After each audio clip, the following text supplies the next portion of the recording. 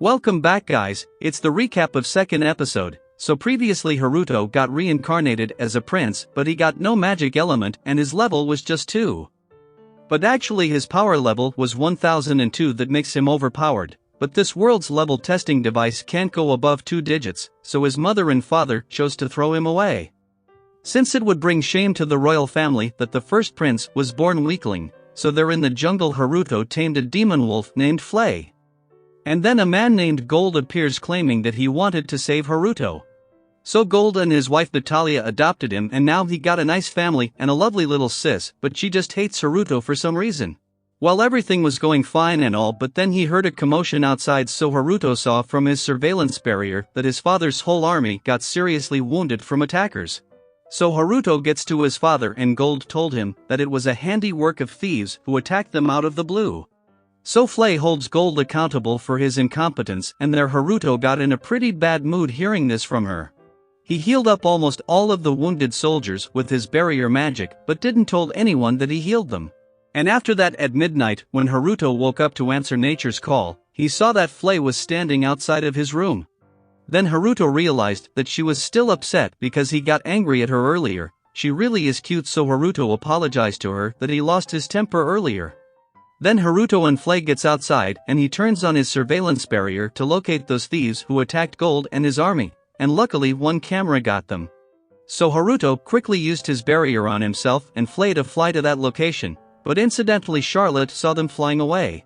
But then at the hideout of those thieves there were even soldiers involved with them, but unfortunately for them Haruto gets in there by beating up their guards outside. He quickly froze them with his barrier magic. But there's this guy who was about to spew his nonsense, so Haruto made an example out of him. So after tying them up, captain of their little group told Haruto that they were soldiers of the neighboring empire and infiltrated here to cause a ruckus. And they even got a mole working for them who helped them pass the borders of the empire, and that's all they knew. Haruto knows that someone who's even more influential than Gold can put this plan at work, and now that those attackers told him everything, so they begged Haruto to spare their lives. But he instead ordered Flay to burn down this entire fort since he can't free those persons who attacked his father. So Flay burned that whole place down, and now the matter at hand is to find out why the imperial soldiers were involved to attack his father. But for now Haruto sends a letter of unknown origin to inform Gold about this. He told him about that mole at the border and he took down those thieves and their hideout. But somehow Gold had also guessed about imperial family's involvement, and their Charlotte wanted to know who helped them. So Gold thought it could be Flay since she's a demon and a powerful one at that, but then Charlotte remembers she saw Haruto and Flay flying, so she asked it to Flay.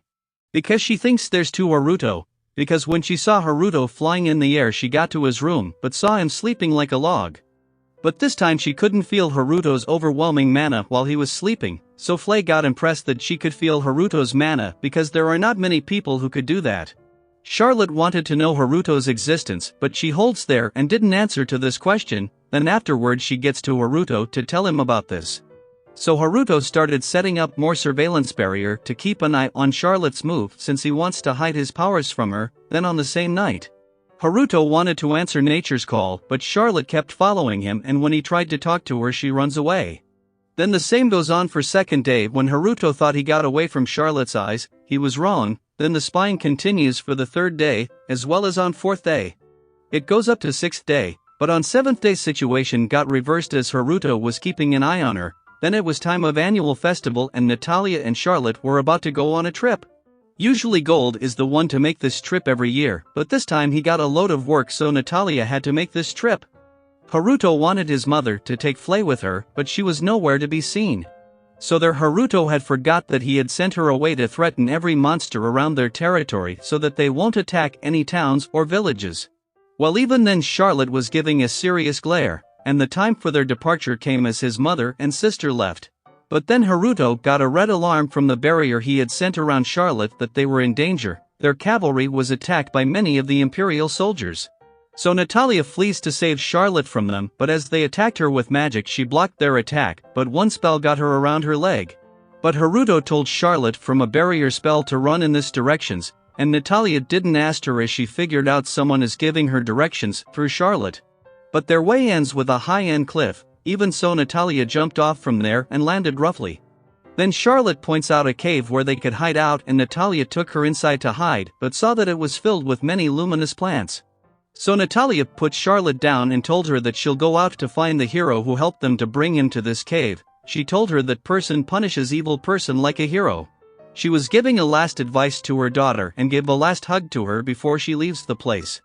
But just as she left the cave, it got covered up by a illusion spell, and then those attackers found her. Natalia thought of ending her own life would be beneficial rather than getting caught by them. But her dagger got shattered into million pieces and an electric shock knocked her out.